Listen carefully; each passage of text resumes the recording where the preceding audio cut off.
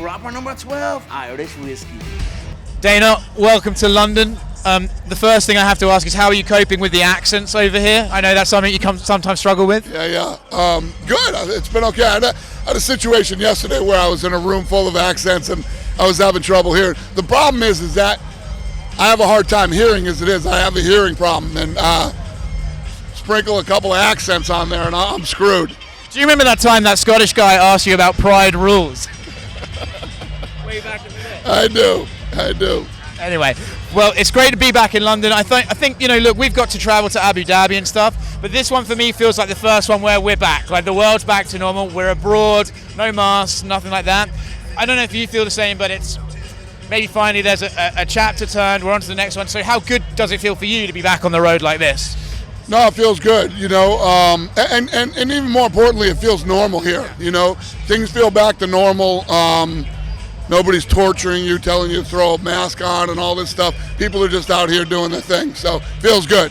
When you talk about England as a fight location, it's an interesting one, right? Because I'm sure, like me, you're a little bit surprised that maybe the sport hasn't blown up here as quickly as we might think. But now you start looking at the talent we have on Saturday night and you think, wow, it's not like one or two guys. There's like an increasing number of very good MMA fighters in this country now. Yeah, this roster is probably the best we've ever had in the history of the company. So not only is it exciting to be back in here with the fans, which I know is going to be crazy, but with this roster. When you think about Saturday night and how loud the fans are going to be, do you still get that same buzz that some of us do when the music, like Paddy Pimblett's music hits? You know the place is going to go fucking insane. Yeah, I'm a fan just like you and everybody watching, so yeah, I get as excited as everybody does. Tom Aspinall, how bright do you think this guy's future is? He's one of the youngest guys in the division, and man, he's so quick for a heavyweight. When you look at him, how high do you think his ceiling is? I know this is a big fight for him, but where do you see him? Huge fight. He breaks into the top 5 if he wins this fight, and then he's in the discussion with all the top guys in the world. Dan Hooker dropping down to featherweight for the first time in a long time.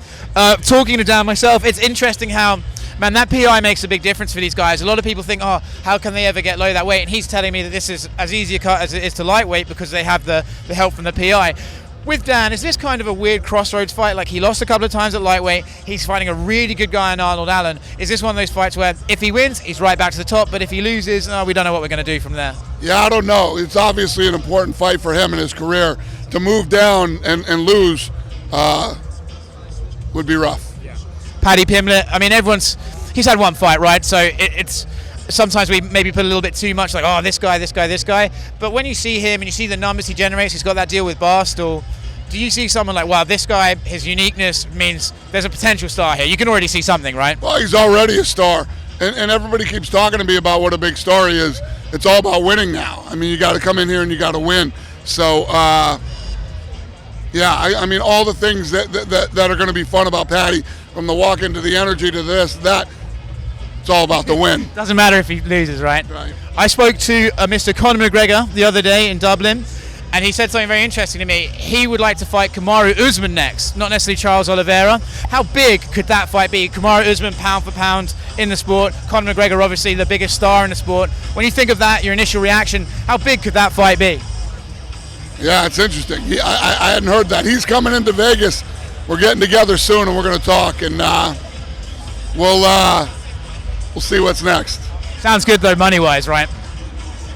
Yeah, I mean, any Conor fight is good money-wise, you know what I mean? Yeah, that's a good point. If you could pick one fight Saturday night, which fight are you most excited for? Oh, God, that's a tough one. It's always hard not to be most excited about the main event, but then we were just talking about the co-main event, too.